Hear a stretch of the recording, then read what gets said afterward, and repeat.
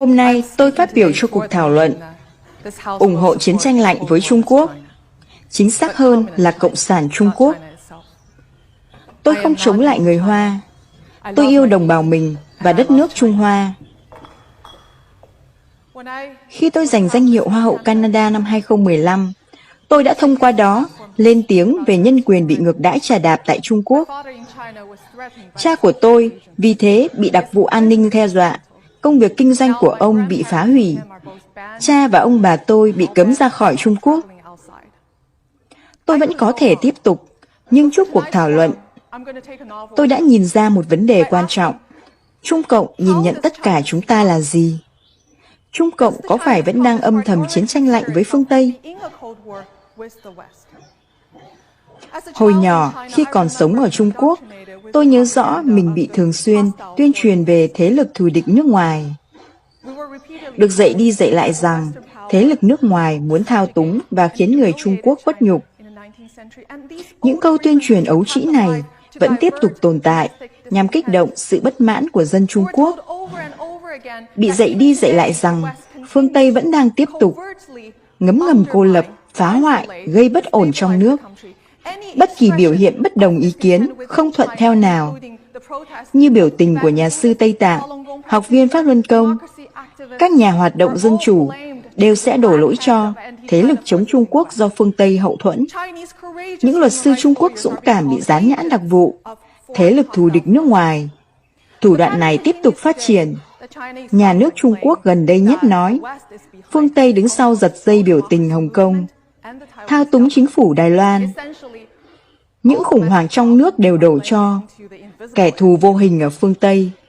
Các công ty phương Tây biết rõ công nghệ của họ, giúp chính phủ Trung Quốc theo dõi, giám sát người dân thông qua hệ thống tín dụng xã hội biến thái. Vậy mà họ vẫn chọn ký kết. Chúng ta đều biết rõ công nghệ 5G của Huawei chính là ngựa thành Troy, sẽ đem lại hậu quả cho tương lai của con cháu chúng ta. Vậy mà chúng ta vẫn vừa ký kết với họ. Những giá trị của chúng ta đang bị thỏa hiệp, giá trị nhân văn đang bị phủ nhận. Nhưng hãy để tôi nhắc nhở rằng, sự chà đạp nhân quyền, tà ác bất công hiện nay trong Trung Quốc sẽ không thể mãi bị bưng bít, mà sẽ vỡ tung ra, lây lan đến những kẻ im lặng đứng nhìn. Và dịch corona bùng phát chính là ví dụ hoàn hảo. Ngày 1 tháng 12, Trung Cộng chắc chắn đã biết ca nhiễm bệnh đầu tiên tại Vũ Hán.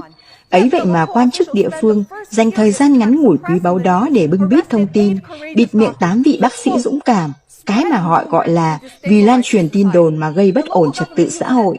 Quan chức địa phương còn tiến xa hơn tổ chức đêm mừng năm mới, bắt hàng ngàn người tham gia, để tỏ ra Vũ Hán vẫn thịnh vượng, yên ổn và an toàn. Sự tà ác máu lạnh này ngang với vụ Chernobyl. Cộng sản Liên Xô đã không thừa nhận vụ nổ hạt nhân, cho đến khi Thụy Điển thu thập được chứng cứ và đe dọa báo cáo với Ủy ban Năng lượng Nguyên tử Quốc tế. Trung Cộng cũng không hề hé răng về dịch bệnh, cho đến khi ca nhiễm đầu tiên ở nước ngoài được phát hiện tại Thái Lan. Xin hỏi, tại sao nhà nước Trung Quốc liều lĩnh như vậy? Sự biến thái của quan chức Trung Cộng là ở chỗ, những kẻ đó sẵn sàng đặt cược tính mạng con người để bảo vệ quyền lực thống trị của mình. Và sự tà ác biến thái này nằm cả ở bộ máy địa phương cho đến chính quyền trung ương. Mục đích duy nhất của Trung Cộng là duy trì quyền lực thống trị, bất chấp trả giá bằng sinh mạng con người. Đã có rất nhiều bác sĩ, những bác sĩ y tá dũng cảm, dùng các cách thức khác nhau với nỗ lực nói với thế giới sự thật về đại ôn dịch. Họ nói rằng tất cả các bệnh viện đều quá tải. Các bác sĩ y tá bị nhiễm bệnh. Rất nhiều người đã bị đuổi về nhà tự cách ly. Rất nhiều người đã chết. Cuộc sống dưới sự cai trị của chế độ độc tài cộng sản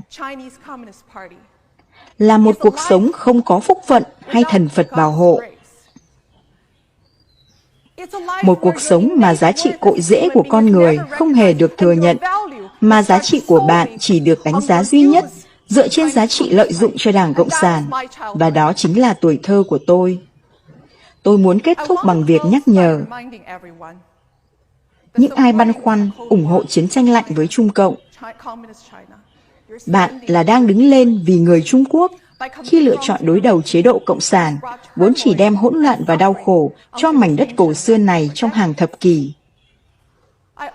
Tôi cũng dành cho các bạn một câu hỏi. Nếu Trung Cộng chưa bao giờ thèm đối xử tôn trọng và coi trọng sinh mệnh người Trung Quốc, vậy phương Tây sao có thể hy vọng rằng bản thân sẽ được nó đối xử tử tế hơn?